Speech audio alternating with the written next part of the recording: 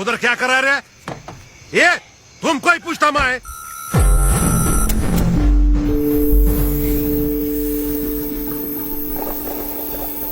यार ये गुरखा है क्या रे तू? कौन है तू? क्या करता रे इधर? चलो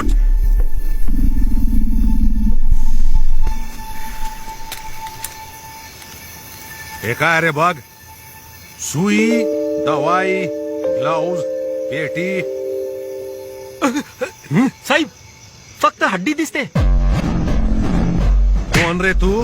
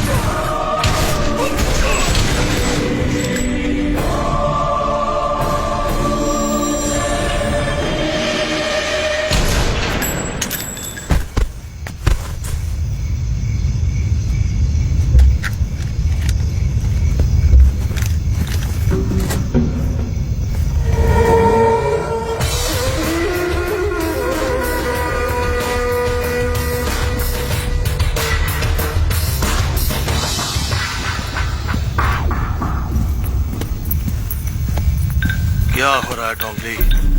ऑपरेशन रेड की सक्सेसफुल शुरुआत हो चुकी है. क्या कोई मरा? 9 पुलिस वाले. वो लड़की कब मरेगी? सुधा? उसे मैं कल मार दूंगा. बोधि धर्मन दोबारा जिंदा नहीं होना चाहिए. बोधि धर्मन का वजूद ही मिट जाएगा.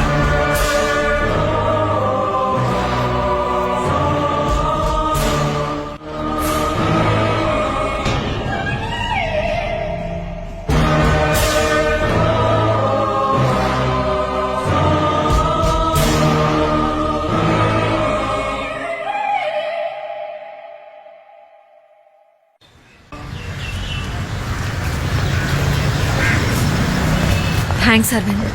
थैंक्स किस लिए? तुम इस रिसर्च के लिए राजी हुए इसलिए. आज जो मीटिंग होने वाली है वो 3 साल से मेरा सपना है. तो तुम 3 साल से कोशिश कर रही? 3 साल पहले तो मैंने अपना रिसर्च वर्क स्टार्ट किया था. बहुत रेफरेंसेस जमा करके थियोरी भी कर चुकी हूँ. अमेरिका, चाइना और कनाडा में थीसिस भी भेजी थी, पर कहीं से कोई रिस्पॉन्स नहीं आया.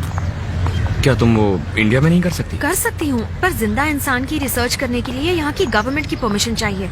इसलिए ये मीटिंग रखी है. आज सब बड़े साइंटिस्ट आए हैं, लेकिन मैं ही इस रिसर्च को डिटेल में एक्सप्लेन कर सकती हूँ. देखो, इस तरह के researches the American society of human genetics में कंडक्ट किए जाते हैं, क्योंकि ह्यूमन बीइंग्स पर रिसर्च कंडक्ट करने के लिए बहुत सारे लॉज इन्वॉल्व होते हैं. हाँ, थियोरेटिकली तुम्हारी रिसर्च बिल्कुल परफेक्ट है. Thank you. देखते हैं बाकी के साइंटिस्ट इस बारे में क्या सोचते हैं. ओके. ये प्रोफेसर रविंद्रनाथ त्यागी हैं. दुनिया के सभी साइंटिस्ट के साथ इनका कनेक्शन है. मुझे काफी इनकरेज करते हैं. तो आखिर में मैं यही कहूंगा कि मेरी डीएनए रिसर्च है इम्यूनिटी को डेवलप करना हेरिडिटरी डिजीजेस के खिलाफ. Thank you. Next, Sudha Chaturvedi. I am Sudha Chaturvedi. I'd like to thank everyone for this wonderful opportunity today. I'm pursuing genetic engineering. Even school kids conduct genetic researches nowadays. My research is based on genetic disorders and genetic memory. मैं भारत के विकास और खोज के बहुत सारे उदाहरण देना चाहती हूँ. इसलिए क्या मैं हिंदी में बात कर सकती हूँ? बहुत सारे लोगों के लिए दूसरे बुद्ध कहलाने वाले बोधि धर्मन 6th सेंचुरी में जीवित थे. आत्म सुरक्षा और चिकित्सा पद्धति दोनों में भी वो बहुत गुणवान थे. बोधि धर्मन के वंशजों के डीएनए की जांच करने पर अरविंद नाम के एक शख्स का डीएनए बोधि धर्मन के डीएनए से 83% मैच हुआ. इस जेनेटिक मेमोरी को एक्टिवेट करना ही मेरी रिसर्च है. तुम्हारी रिसर्च तो बहुत एडवांस है. अमेरिका ने इस पर अभी सोचना ही शुरू किया है.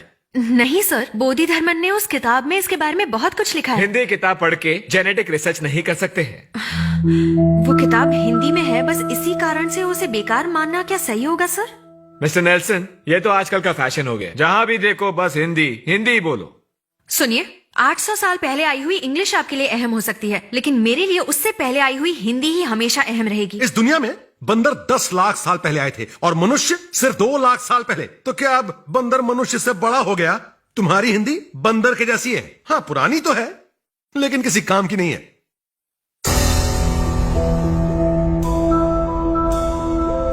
सुधा प्लीज। उन्होंने एक बार और हिंदी भाषा को बंदर कहा तो उनका मुंह तोड़ दूंगी। यहाँ सब लोग हिंदी जानते हैं, तो उस आदमी को हिंदी का मजाक उड़ाने की क्या जरूरत है? तेरे दादाजी का गांव तो अलीबाग था ना, तो जर्मनी में सेटल होने से तू हिंदी भूल गया क्या?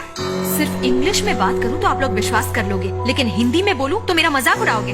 हम यंगस्टर्स का यहाँ कोई चांस ही नहीं है। रिजर्वेशन, रिकमेंडेशन, करप्शन, इसीलिए काबिल लोग विदेश जाकर काम करते हैं। पहले अंग्रेजों ने यहाँ आकर हमसे गुलामी करवाई, आज हम वहाँ जाकर उनकी गुलामी कर रहे हैं। दोनों में क्या फर्क है? इसीलिए यंगस्टर्स को नहीं बुलाना चाहिए, मैंने पहले ही कहा था। ये लड़की क्या कहती है, मुंह तोड़ दूंगी।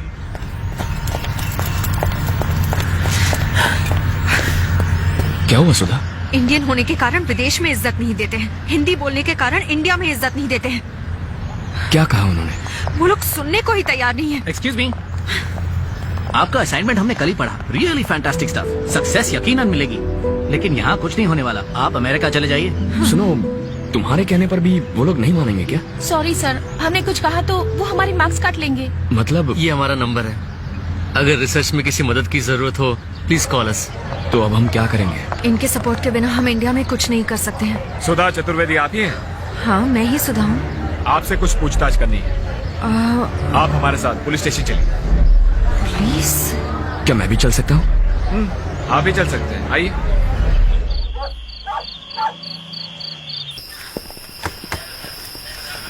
इसे पहचानती हैं आप? संतोष, ये तो मेरा पड़ोसी है, पर इसे यहाँ क्यों? इसने अपने बाप को मार दिया, गला काट के। ये हादसा हुआ है आपके दरवाजे के सामने। अब ये बार बार कह रहा है कोई चाइनीज आदमी आपको मारना चाहता है, पूछिए इससे। संतोष, दीदी, मैंने कुछ नहीं किया दीदी। कुछ आवाज सुनकर पिताजी गए। आपके दरवाजे का ताला कोई चाइनीज आदमी खोल रहा था।